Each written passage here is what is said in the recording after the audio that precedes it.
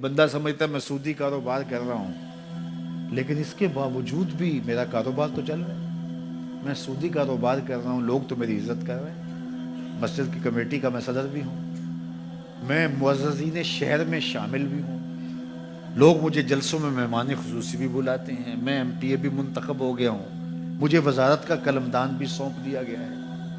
وہ میاں اللہ کی نظر میں ان چیزوں کی اہمیت ہی نہیں ہے۔ یہ چیزیں ہوتی کیا ہیں؟ وہ یہ نہیں چھینتا، وہ ہدایت چھینتا ہے۔ وہ روٹی نہیں چھینتا، وہ تو نمرود کو بھی روٹی دیتا تھا۔ اس نے کبھی سورج کو منع نہیں کیا کہ اس کے گھر میں روشنی نہ کر، یہ حامان کا گھر ہے، یہ قارون کا گھر ہے، یہ میرے دشمنوں کا گھر ہے، اس کے گھر میں روشنی نہیں ہونی چاہیے۔ چاند کو کہتا ہے اپنی کرنیں بکھیر، سورج کو کہتا ہے اپنی روشنی بکھیر۔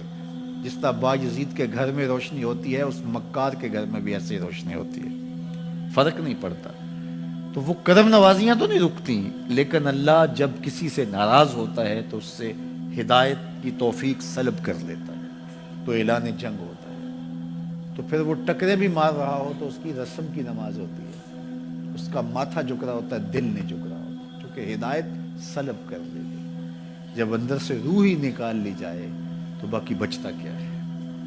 یہ بات ذہن میں رکھیے گا کہ اللہ تعالیٰ جل شانہ نے ہمیں جن کاموں سے روکا ہے، جن کاموں سے منع کیا ہے، ان کاموں کے کرنے میں ہمیں کبھی بھی بھلائی اور خیر نہیں مل سکتی۔ یہ ہم جب اچھی طرح سے ذہن نشین کر لیں، اگر اللہ پر ہمارا یقین اور یقیناً اس پر ہمارا ایمان ہے، تو پھر وہ امر جو اللہ کی طرف سے جن سے روک دیا گیا، تو ہم کبھی بھی ان کے قریب تک نہ جائیں، اور جن کاموں کے کرنے کا اسے حکم دیا گیا اس کی حکمتیں نہ بھی ہمیں معلوم ہوں۔ آج جدید سائنس تحقیقات کرتی ہے تو ہمارے سامنے آتا ہے کہ وضو کے کیا فوائد ہیں۔ آج ہمیں لوگ بتاتے ہیں کہ جناب آپ امامہ باندھیں گے تو سن سٹروک سے بچ جائیں گے۔ آج دنیا تحقیق اور جستجو کر کے نماز اور دوران خون اور جو ہے وہ نماز کی برکتیں اور کتنی بیماریوں سے نماز کے ذریعے سے بچنے کی کہانیاں سناتے ہیں۔